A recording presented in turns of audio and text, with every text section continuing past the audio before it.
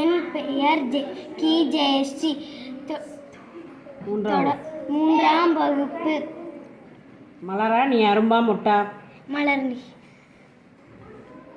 தொடருக்கு பொருந்தாத சொல் எது எழுதுக. நலன் நீச்சல் அடித்தான். நீச்சல் குளம். குடிநீர் தொட்டி.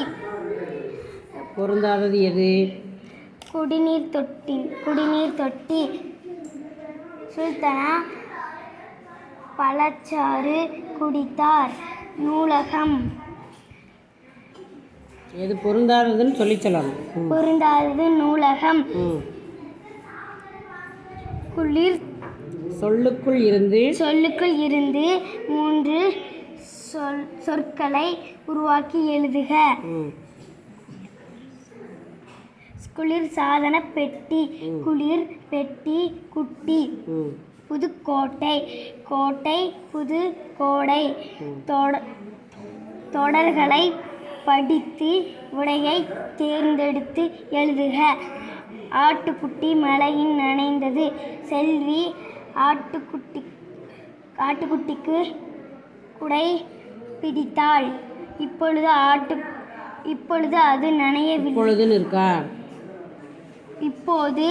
அது நனையவில்லை. அவள் மிகவும் மகிழ்ந்தாள். அது என்பது எதை குறிக்கிறது? குடை மழை ஆட்டுக்குட்டி. அவள் என்பதை யாரை குறிக்கும்? ஆட்டுக்குட்டி. செல்வி சிந்துஜா. செல்வி. சரியான எழுத்து வழக்குத் தொடரை தேர்ந்தெடுத்து எழுதுக. நான் கடைக்கு போறேன். நீ இங்கு வருகிறாயா? நீ இங்கு வருகிறாயா? மழை நின்று விட்டது. குதிரை ஓடி வந்தது. சரியான தொடர் எது? மழை நின்று விட்டது. கட்டத்திற்குள் சரியான நிறுத்தற்குறி இடுக. அவன் என்ன சொன்னான்? வினாக்குறி. அவள் என்ன வாங்கலாம் என சிந்தித்தாள். என்ன குறி? வினாக்குறி. சரியான விடையை தேர்ந்தெடு.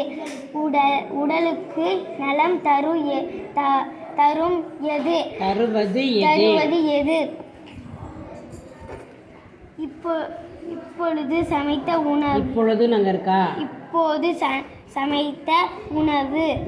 விமலாவிற்கு காய்கறிகள் பழங்கள் பிடிக்காது. கமலாவிற்கு காய்கறிகள் பழங்கள் பிடிக்கும். உடல் நலத்துடன் இருப்பவர் யார்? கமலா. குப்பை தொட்டியின் போட வேண்டும். தண்ணீரை வீணாக்க கூடாது. குப்பை தொட்டியின் போட வேண்டும். தண்ணீரை வீணாக்க கூடாது. உரையாடலை படித்து சரியா தவறா எழுது. உரையாடலை படித்து சரியா தவறா என எழுது. பர்வீன் இந்த மரத்தில் உள்ள பப்பாளி பழம் மிகவும் சுவையாக இருக்கும். ஜார்ஜ். அப்படியா? நானும் இப்போது சுவைத்து பார்க்கிறேன். பர்வீன் இந்த மரத்து பப்பாளியை ஏற்கனவே சுவைத்து இருக்கிறார். சரி ஜார்ஜ் இந்த மரத்தை பழங்களை பப்பாளி பழத்தை ஏற்கனவே சுவைத்து இருக்கிறான். இப்போ இது என்னது? தவறு. அதை எழுத வேண்டாமா? டீச்சர் எழுத வேண்டாம். எவையேனும் 2 தொடரை படித்து காட்டுக. 2 தொடரை படித்ததை டிக் செய்க. மிகவும் அடர்ந்த காடு, மரங்கள் ஓங்கி உயர்ந்தன்னு இருக்கா? உயர்ந்து வளர்ந்துள்ளன. தொடர்களை சொல்லை கேட்டு எழுதுக. மழை பெய்தது. நான் பள்ளிக்கு சென்றேன். நான் 3ஆம் வகுப்பு படிக்கிறேன்.